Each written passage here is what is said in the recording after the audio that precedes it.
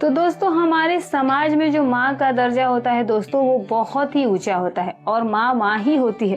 और माँ को कभी भी अपने संतान की दुख देखा नहीं जाता है और इसीलिए वो अपने संतान को खुश देखने के लिए दोस्तों वो कुछ भी करने के लिए तैयार हो जाती है। पूरी दुनिया से अकेले लड़ सकती है।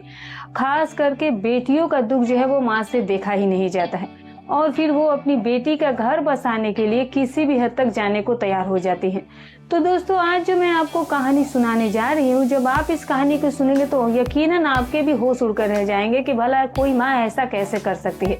दोस्तों कहानी को अंत तक जरूर सुनिएगा, यकीन मानिए कहानी जो है वो आपके पैरों तले से जमीन खिसका देगी। दोस्तों आज की कहानी में होता क्या है कि एक बेहद ही खूबसूरत लड़की होती है जो कि रोज ही अपनी माँ के पास फोन किया करती थी और अपनी माँ से कहती थी कि जो उसका पति है वो किसी भी काम का नहीं है। वो रात में खाना पीना खा करके चुपचाप से आकर के सो जाता है और वो पूरी रात जगी ही रह जाती है। वो कभी भी उसकी ओर देखता ही नहीं है और ना ही ढंग से वो उससे बात करता है। और जो माँ होती है वो प्रतिदिन अपनी बेटी की ये शिकायतें ही सुना करती थी और जिसके चलते वो एक दिन इस बात को लेकर के काफी ज्यादा परेशान हो जाती है और फिर वो अपनी बेटी से कहने लगती है कि बेटी ठीक है, अगर मेरा दामाद जो है उस तरह का लड़का है तो फिर मैं भी ये देखना चाहती हूँ कि आखिर वो किस लायक है और वो क्या कर सकता है और इसीलिए तुम एक दिन उसे मेरे घर पर भेज दो। और फिर उसके बाद दोस्तों जब इसी तरीके से 2-4 दिन का समय गुजर जाता है तो फिर एक दिन जो उसका दामाद होता है वो उसके घर पर जाता है, उसकी बेटी अपनी माँ के घर पर भेजती है और फिर जब वो उस घर पर आता है तो वो महिला अपनी सास जो थी वो उसे खाना पीना खिला करके एक कमरे में सोने के लिए दे देती है।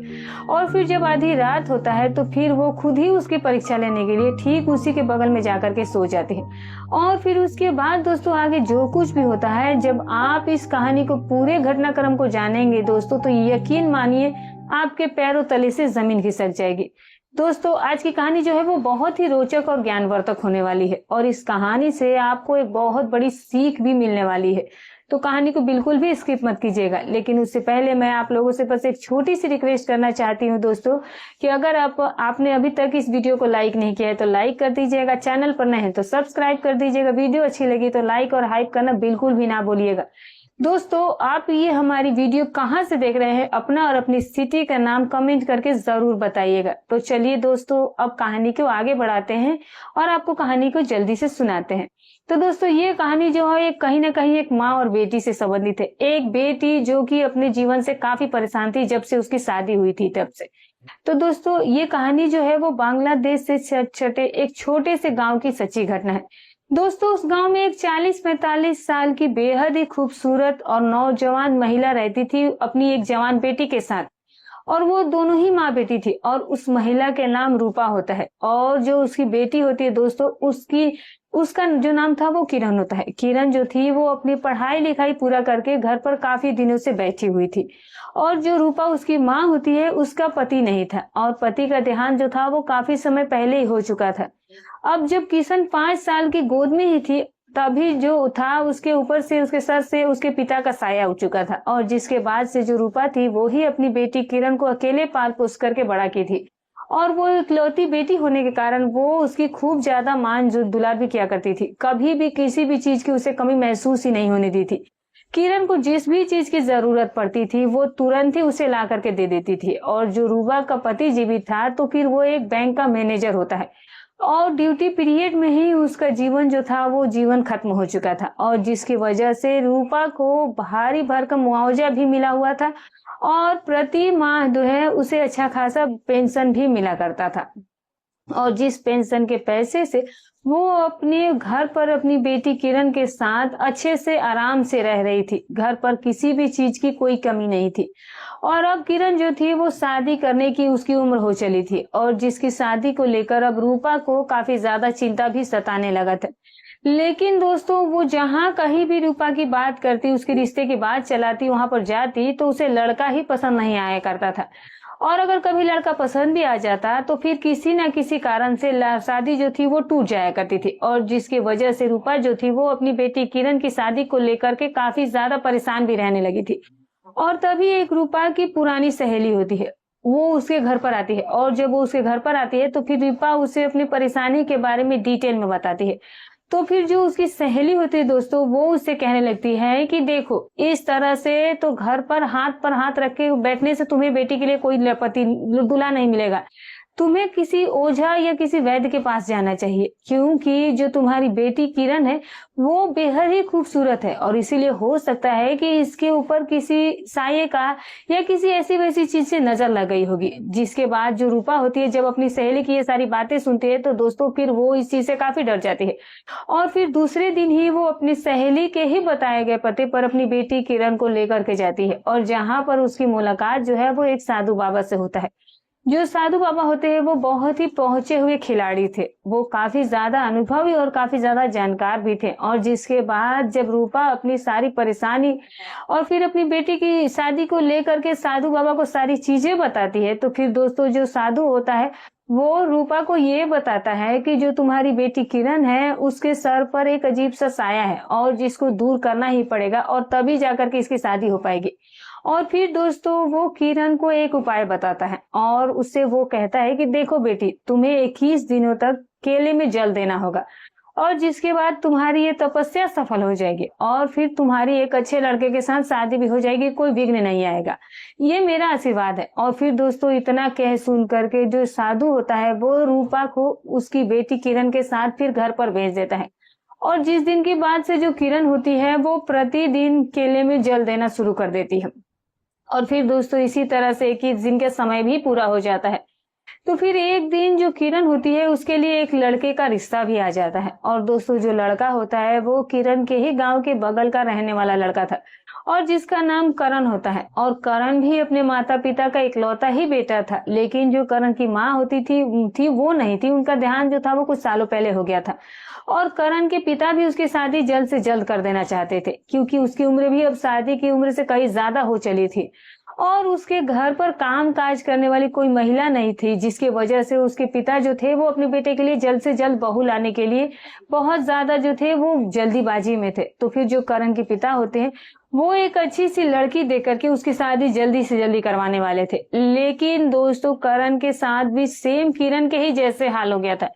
जल्दी से उसकी कहीं शादी सेट ही नहीं हो रही थी और जब कभी भी कहीं पर शादी सेट भी हो जाती थी तो फिर किसी न किसी वजह से शादी जो थी वो टूट जाया करती थी। और दोस्तों जिसको ले करके करण और करण के पिता भी काफी ज्यादा परेशान हो गए थे। और फिर दोस्तों जब करण के पिता को किरण के बारे में पता चला तो फिर वो जो है एक दिन करण को अपने साथ ही लेकर के सीधे लड़की वालों के घर यानी कि किरण और रूपा के घर जाते हैं। और जब वो वहां पर जाता है तो वहां उसकी मुलाकात किरण से होती है।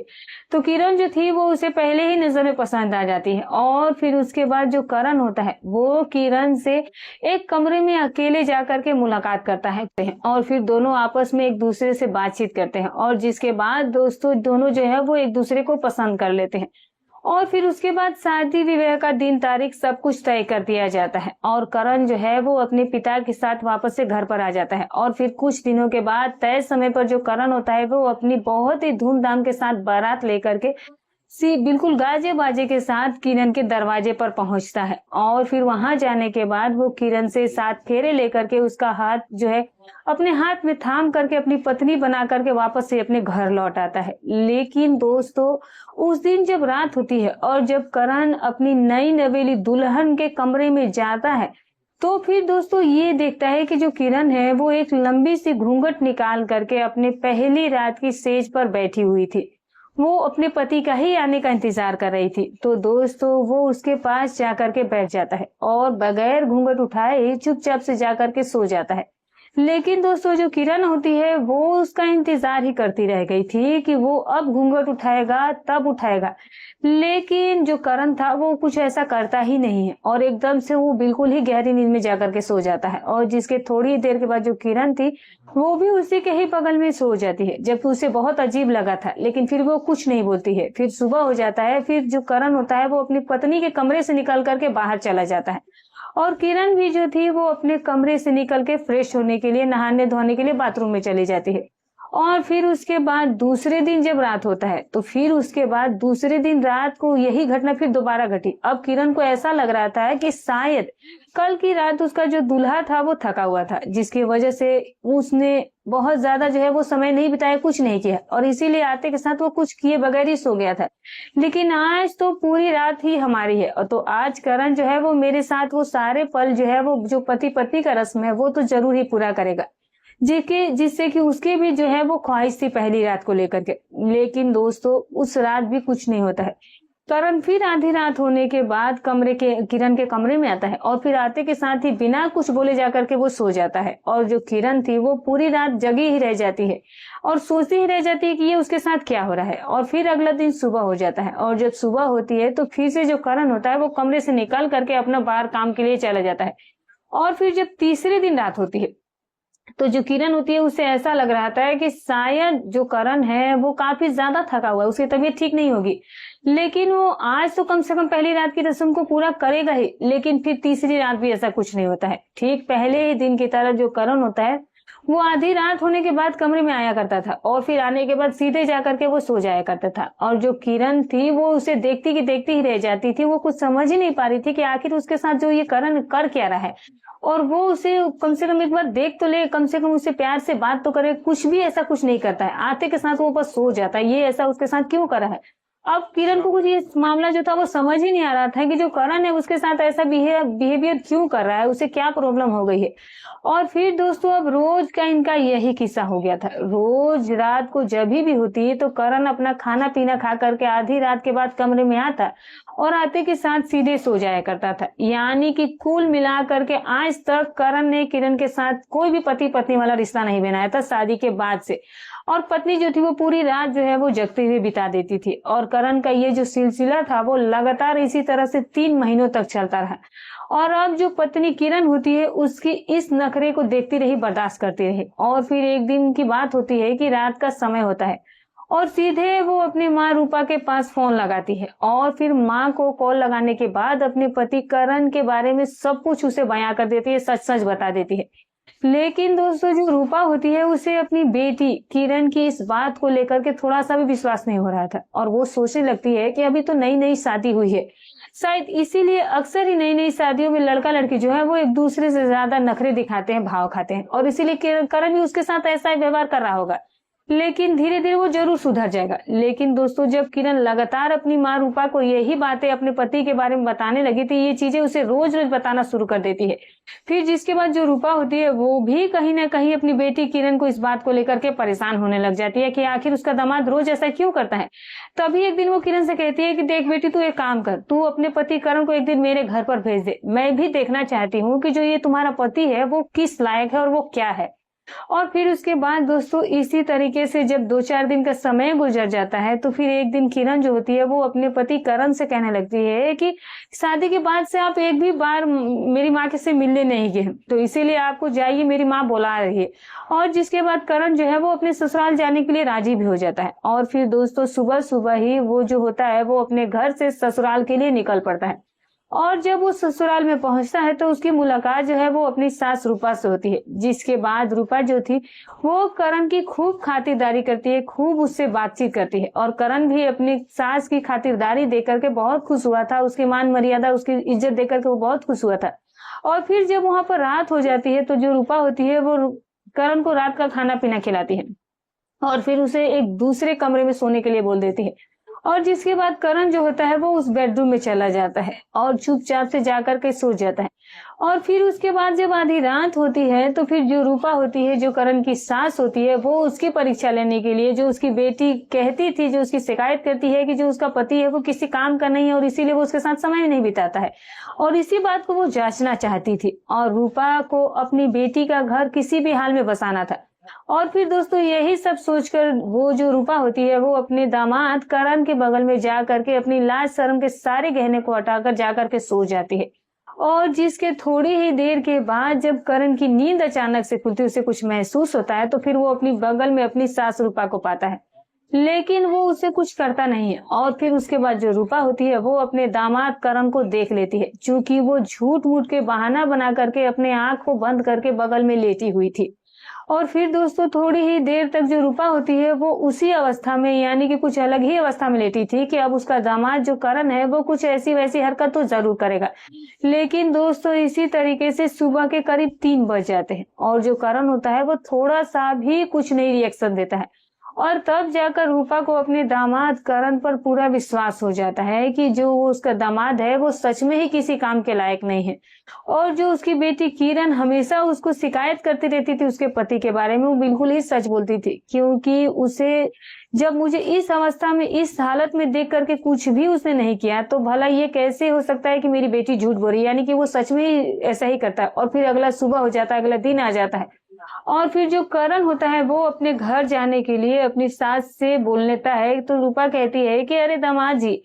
अभी भी तो आप आए हैं, आप कल ही तो आए हैं, तो कम से कम 1-2 दिन और रुक जाइए, उसके बाद चले जाइएगा, इतनी भी क्या जल्दी है आपको घर जाने की। और फिर उसके बाद दोस्तों जो करण होता है वो रूपा की बात को मान जाता है और फिर वो सास के ही घर पर रुक जाता है। लेकिन जब शाम के समय में रूपा उसके कमरे में उसे चाय देने के लिए जाती है तो फिर दोस्तों उसके पास में बैठ करके वो बैठ जाती है और फिर उसकी ओर निहारे जा रही थी।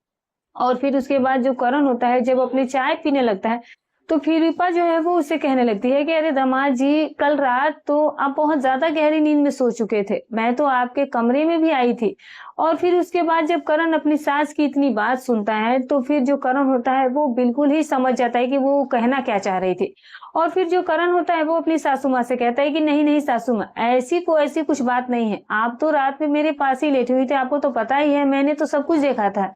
और फिर दोस्तों जब रूपा ये बात सुनती है, करण की ये चीजें देखती है, तो फिर वो कहती है कि अरे दामाद जी, जब आप सब कुछ देखे ही तो फिर भी आपने मुझे देख करके अनदेखा क्यों किया? आपके एकदम से ही पास में मैं ऐसे ही लेटी हुई थी, तो क्या आपका थोड़ा सा भी ईमान नहीं डोला, थोड़ा सा मन नहीं किया कुछ करने का? फिर उसके बाद दोस्तों जो करण होता है वो अपनी सास रूपा से कहने लगता है कि अरे सासू माँ, मैं भला आपको क्या ही बता सकता हूँ, ईमान डोलने के लिए तो मेरा सब कुछ डोल गया, लेकिन मेरे ऊपर एक लगाम लगा हुआ है और जिस लगाम को तोड़ करके मैं बाहर नहीं निकल पा रहा हूँ। और फिर उसके बाद जब रूपा को अपने दामाद करण के इस लगाम वाले बात के बारे में पता चला तो फिर दोस्तों उसके पैरों तले से जमीन खिसक गई थी। और फिर वो उससे पूछने लगी कि अरे दामाद जी, आखिरकार कैसा लगाम और क्या आप बातें कह रहे हैं और ये बातें कहने का मतलब क्या है, मुझे समझ नहीं आ रहा है। और फिर उसके बाद जो करण होता है वो अपनी सारी आबीती जो है वो अपनी सास रूपा को बताता है।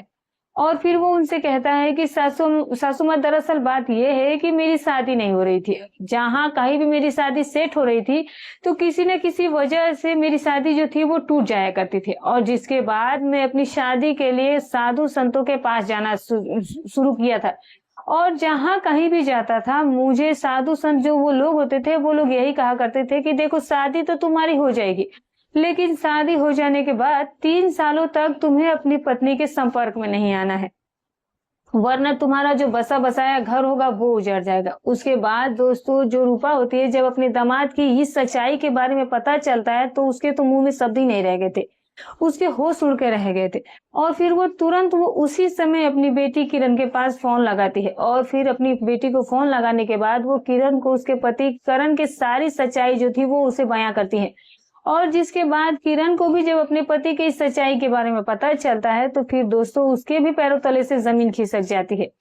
तो दोस्तों फिर उसके बाद जो किरण होती है उसे अपनी गलती पर काफी ज्यादा पछतावा हो रहा था और फिर वो अपनी माँ रूपा से ये कहने लगती है कि माँ, अब तो इस सच्चाई से पर्दा ही उठ गया है, पर्दा भी उठ गया है। और फिर उसके बाद जो रूपा होती है वो करण को अपने घर से विदाई करती है और करण जो है वो सीधे फिर वापस अपने घर पर आ जाता है। और दोस्तों जब वो अपने घर जाता है तो किरण जो है वो करण को गले लग करके खूब फूट फूट कर रोना शुरू कर देती है। और फिर जिसके बाद करण से भी रहा नहीं जाता है और उसके भी आंखों से आंसू निकलना शुरू हो जाते हैं और वो भी किरण को गले लगा करके वो भी रोना शुरू कर देता है। और दोस्तों किरण जो है वो उससे माफी मांगते हैं और कहती है कि अरे करण, मुझे इस बारे में क्या पता था कि तुम जो है एक प्रतिबंध में बंधे हुए हो, मैं तो बस तुम्हारे बारे में बहुत ही उल्टा सीधा सोच रही थी, मैं तो तुम्हारे बारे में बहुत भला बुरा सोच रही थी, मैं तो सोची थी कि तुम उस लायक ही नहीं हो, लेकिन ये सब मेरा वहम था और तुम भी तो वही हो, तुम्हें भी तो कम से कम मुझे इस सच्चाई के बारे में एक बार बोलना चाहिए था। और फिर उसके बाद दोस्तों जो किरण होती है वो अपने पति करण के साथ नई जिंदगी की शुरुआत करती है और अच्छे तरीके से रहने लगती है और फिर वो भी 3 साल पूरे होने का इंतजार करती है। और इसी तरीके से धीरे धीरे समय बीतने लगता है और एक दिन आखिरकार वो घड़ी भी आ जाती है जिसे मिलन की भी घड़ी कहते हैं। 3 सालों का उनका ये इंतजार खत्म हो जाता है। और फिर दोस्तों जिस दिन ये तारीख खत्म होती है तो उस रात जो किरण और करण होते हैं वो अपनी पहली रात की जो पति पत्नी का रस्म होता है वो दोनों एक साथ मिल करके आपस में निभाते हैं। और जो करण होता है दोस्तों वो किरण को वो खुशी दे जाता है जिसे उसे बरसों से उस चीज के लिए इंतजार था। तो दोस्तों ये रही कहानी। तो दोस्तों आपको ये कहानी कैसी लगी कमेंट करके जरूर बताइएगा। वीडियो अच्छी लगी हो तो लाइक कर दीजिएगा। तो फिर दोस्तों हमारी कहानी सुनाने का उद्देश्य किसी की भावनाओं को ठेस पहुंचाना नहीं था, ना ही किसी के दिल को आहत करना था, बस केवल आपको सतर्क करना था, आपको जागरूक करना था। तो फिर मिलूंगी कल एक और नई अच्छी सच्ची कहानी के साथ। तब तक अपना और अपने परिवार का ध्यान रखें।